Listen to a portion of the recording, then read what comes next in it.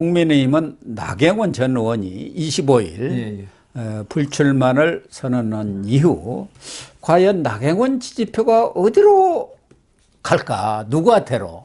지금 이제 사실상 양강체제로 굳어졌지 않습니까? 예, 예. 김기현, 안철수 두 의원에. 근데 리얼미터가 25, 26일 날 조사를 해갖고 27일 날, 그러니까 바로 직후에 조사를 한 거죠. 거기에서 보면은 김기현은 40.0, 예. 안철수는 33.9, 뭐 유승민 8.8, 황교안 4.7, 윤상현 3.2, 조경태 뭐 1.8, 뭐 여기는 별 의미는 없습니다만은 그런데 김기현 의원은 지난번 조사에 비해서는 0.3%가 좀 빠졌고 네. 아주 미세하게. 안철수는 17.2% 했거든요. 지난 조사는 이제 16, 17일 날, 지난달 했는데 이번에 33.9%로 16.7%가 올랐죠. 올랐어요. 예. 그러면 나경원 지지층이 다 고리가 간 건가요? 아무래도 그렇겠죠. 그 나경원 전 대표 같은 경우에 이 사람들이 보기에 수도권 사람으로 봅니다. 예, 당연히. 그러겠죠. 당연히. 그리고 그렇죠. 안철수 지금 전 대표 같은 경우는 의원이라 할게요, 그냥. 네, 의원이죠. 원래 부산 출신이지만 수도권에서 계속 정치를 해왔지 않습니까? 그렇죠. 지금은 뭐 지역구도 분당이고, 분당이고. 그러다 보니까 그 나경원 전 대표 의원이 물러가면서 거기 공백을 갖다가 안철수 의원이 많이 흡수할 수밖에 없죠. 그렇죠. 예, 그리고 지금 그 김기현 의원에 대한 어떤 그 친윤파, 예. 그리고 지금 초선들이 또 무슨 이번에 40명인가요? 50명이 50명인가 뭐 연판장 돌려서 돌리고 성명 해가지고 발표했죠. 거기에 대한 반감도 좀 있는 것 같아요. 예. 지금 권리당원 이 사람들 간에 군다 국민 여론도 나경원에 대한 어떤 안타까움을 표시하는 사람도 분명히 있고요. 네. 저걸로 나경원을 갖다가 친윤 쪽에서 억지로 낙마시킨 거 아니냐. 뭐 이재호 상임고문의 표현으로 하면은 집단 린치를 가했다. 그게 그분 얘기예요. 또 여성이다 보니까 그런 느낌이 더 아마 그 강한 것 같고, 그리고 지금 제일 이 국민의힘 지지자들이 관심을 가진 거는 내년 4월 총선입니다. 네. 이 국회 지형도가 너무 기울어져 있어가지고 윤석열 대통령이 지금 자기의 어떤 정치를 못하고 있다. 이런 느낌이 있기 때문에 내년 4월 총선에서 누가 과연 당대표 되는 게 국민의힘 쪽에 유리한가, 그걸 좀 전략적 사고를 한 것 같아요. 그러다 보니까 아무래도 이 수도권을 갖다가 표를 얻을 수 있는 안철수 의원한테 쏠렸기 때문에 이번에 안철수 의원은 17% 정도 오르고 김기현 의원은 거의 뭐 답보 상태죠. 예, 답보 상태인데 이게 뭐 오차 범위 내라 그러는데 아직도 김기현 의원이 앞선 것만은 명백하죠. 그러니까 리얼미터가 1,009명을 조사했는데 422명이 국민의힘 지지층입니다. 그러니까 실질적으로 422명 가지고 조사를 한 거기 때문에 그렇죠. 과연 얼만큼 신뢰도가 있는지, 이것도 또 ARS 전화 걸기 아닙니까? 그래서 신뢰성은 크게 떨어진다고 볼 수가 있는데, 당선 가능성을 보면은 김기현이 48.5, 안철수는 28.7입니다. 그만큼 김기현이 당선 가능성이 뭐 엄청나게 높고, 또 가상 대결. 전에 다른 조사에서는 안철수가 계속 이기는 걸로 나왔는데 이번에 보면은 김기현이 48, 안철수 40.8. 이것도 뭐 적지 않은, 그렇죠. 7.2% 아닙니까?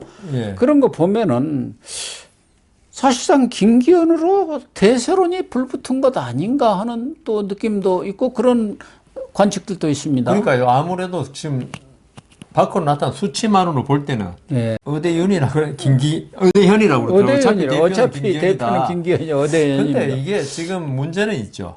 결선 투표가 있다는 게 문제죠. 지금 김기현 쪽에서는 결선까지 안 가고 50%를 지금 얻으려는 생각이죠. 왜 그러냐면 컷오프가 있어가지고 나머지 사람들이 김기현한테 붙어주면은 그 다른 후보들이 뭐 그 사람이 왜 지지한다고 해서 다 따라가는 것은 아니지만 그래도 대다수는 따라가죠. 그렇죠. 그렇게 되면은 지금 40%이기 때문에 얼마든지 50%를 채울 수도 있다. 그러니까 그 김기현 쪽의 최대의 지금 전략은 그거 같아요. 예. 결선 투표는 지금 알 수가 없는 거거든요. 예, 예. 김기현 의원 쪽에서도 이건 결선 투표가 하면 어떻게 될지 모른다. 물론 앞서고는 있지만은 결선 투표라 그러면 또 성격이 다르지 않습니까? 딱 두 사람 붙여놓으니까. 예, 예. 지금은 뭐 황교안, 유승민, 뭐 윤상현 이 전부 다 갈라가고 있지만은 결선 투표가 하면 그 표들이 이제 고 교수님 말씀대로 어떻게 될지 모르지만은 그래도 한쪽 방향이 있을 거란 말입니다. 전부 다는 아니지만은 방향성이 있는 표들이거든요.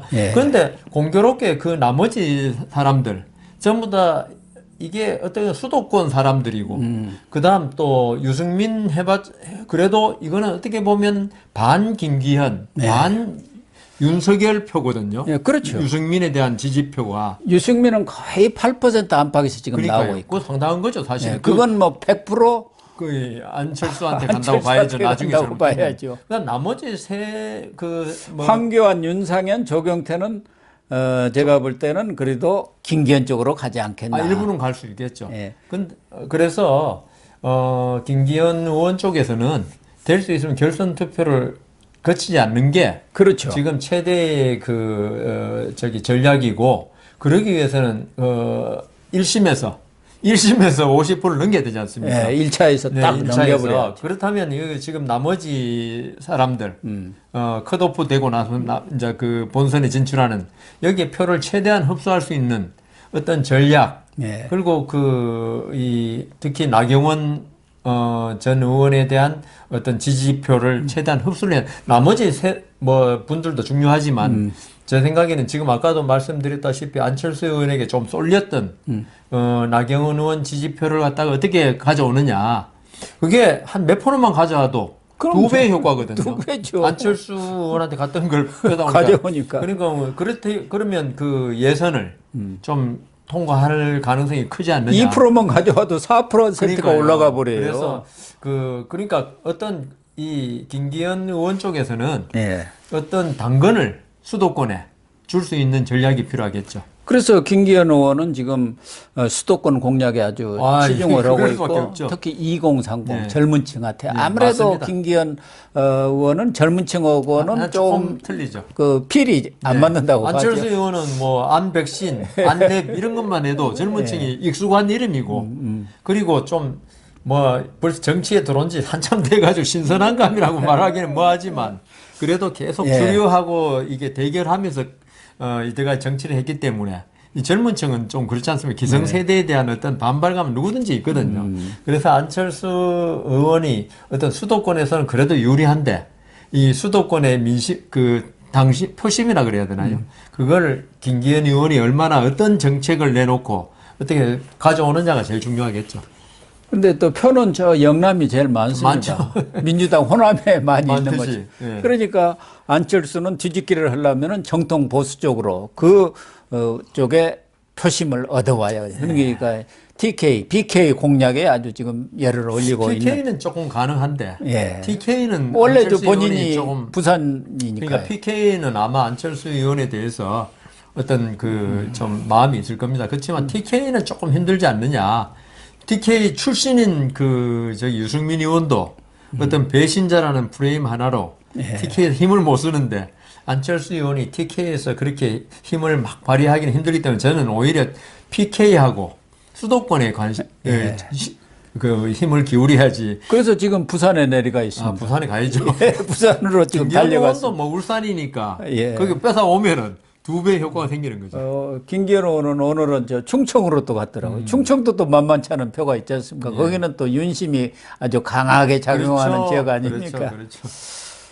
유승민 전 의원은 사실상 출마가 어려운 것 아닌가 이렇게 보여지는데 출마하든 안 하든 한 8% 정도의 지지율을 갖고 있기 때문에 부분은 결국 안철수 쪽으로 가는다고 봐야겠죠. 그렇죠. 대부분이 다 간다고 90% 이상이.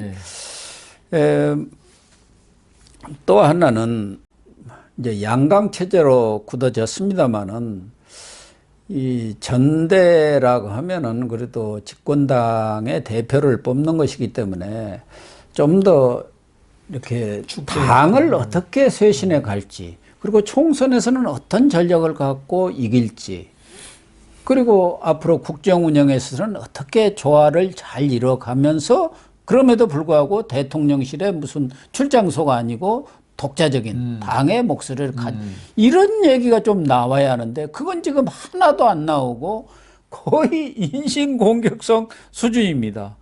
김기현 의원은 또 안철수 의원한테 철새 정치인이고, 네, 그렇죠.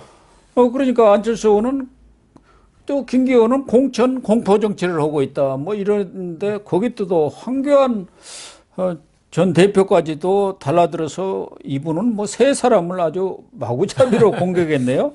안철수는 메뚜기다, 대권만 쫓아서 당을 여러 개 만드는데 가는 데마다 당 때려 부시고 말아먹었다 뭐 이렇게. 유승민 의원은 암덩어리다, 암이하고 늘 재발하지 않느냐, 좀 강하게 말씀하셨더라고요. 예, 그런 얘기했고, 또 김기현 의원에 대해서는 용기와 담력이 부족해가지고 큰 정치를 못하고 윤심에 기대는 정치를 하고 있다, 이렇게 또 싸잡아서 공격을 하고 있어요. 그러니까 황교안 뭐 전 총리, 뭐 전 대표 같은 경우에 사실은 아주 이미지가 점잖았고, 네.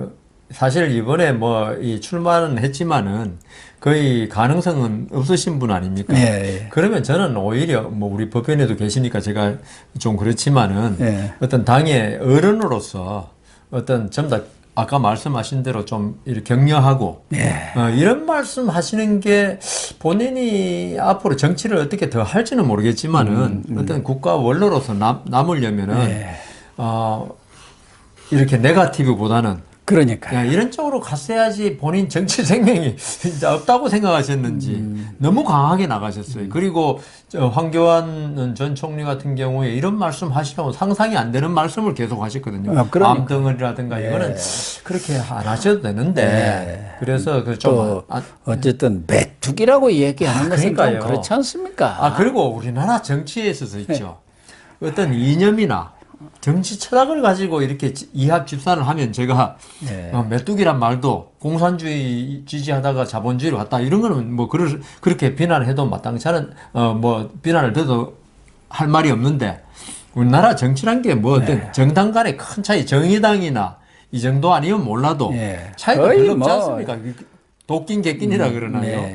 이런 상태에서 어떤 정치적인 이해관계에 따라서 이합 집산을 하는 게 우리나라 이때까지 그래왔고, 안철수 의원만 그랬다면, 유독 그랬다면 그렇게 비난할 수 있지만, 멀리는 김영삼 대통령부터 다 그렇게 했는데, 그래, 지금 와가지고 경쟁자라고 해가지고, 그렇게 좀 표현을 해도 완곡하게 할 수 있잖아요. 그래서 저는 우리나라 정치인들을 보면서 제일 부족한 게 어떤 어법이다. 그게 우리나라 교육이 주입식이다 보니까 어떤 자기 의사를 표현할 때 이걸 갖다가 어떤 기사도, 예의, 이런 게 없어요. 그냥 아주 그냥 정면으로 그냥 헤드 투 헤드로 그냥 부딪히는 그런 정치만 해오다 보니까 어떤 상대방을 배려해 가면서 자기의 어떤 의견을 말하는 게 참 서투르더라고요. 그게 황교안 전 총리 정도면 충분히 그렇게 할 수 있을 거라고 생각했거든요. 대통령 권한대행까지 하신 그 말씀 안 드리려고 했는데 그 정도 그러면 진짜 원로 아닙니까? 정치를 안 했다 하더라도 그러면은 아주 좀 점잖게 말씀하셨어야 하는데 좀 문제가 있다. 그리고 저는 유승민 전 의원 참 진퇴양난인 것 같아요.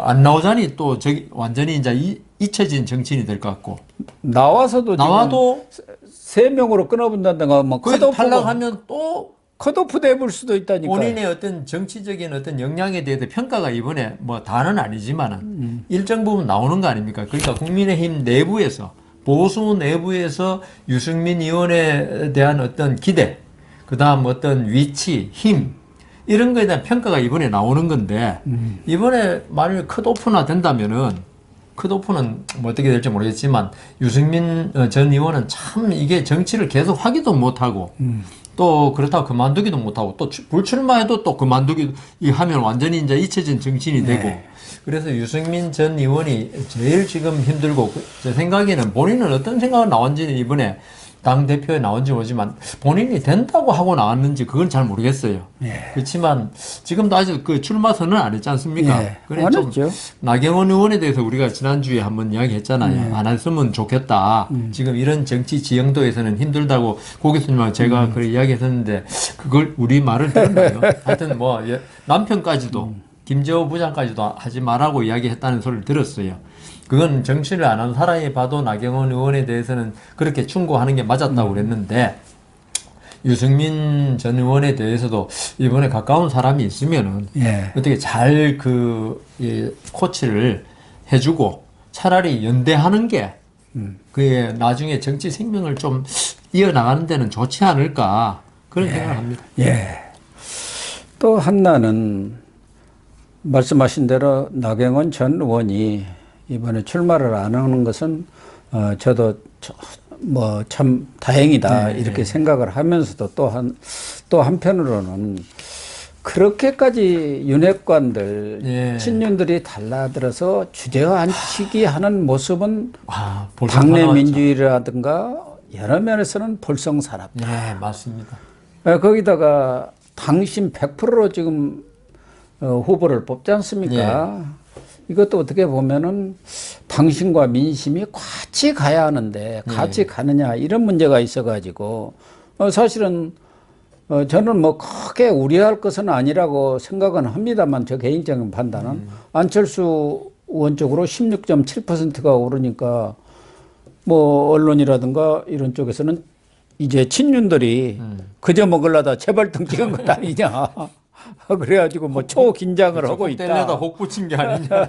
그렇게 가버리니까 그런 추세라는 게 더 있지 않습니까? 그렇죠. 거기다가 당협위원장들은 대부분 뭐 김기현 쪽에 줄을 섰습니다만은 과거 뭐 2, 30만 대고 지금 84만 명이라. 엄청나게. 그리고 지난번처럼 뭐 이렇게 그 일정 장소에 모여가지고 뭐 그렇게 크게 하는 게 아니고 이번에는 다 온라인 투표해버리지 않습니까? 그러니까 아무래도 당협위원장이라든가 국회의원의 영향력이 아무래도 좀 그것도 줄어들 수 있는 데다가 이번에 MZ 세대들이 많이 들어왔단 말이에요. 이준석이가 맨날 또 지난번 그 갈등 빚을 때 당원 가입하기 좋은 날 해갖고 입당도 많이 시킨 데다가 또 샤이 비윤도 많이 있다.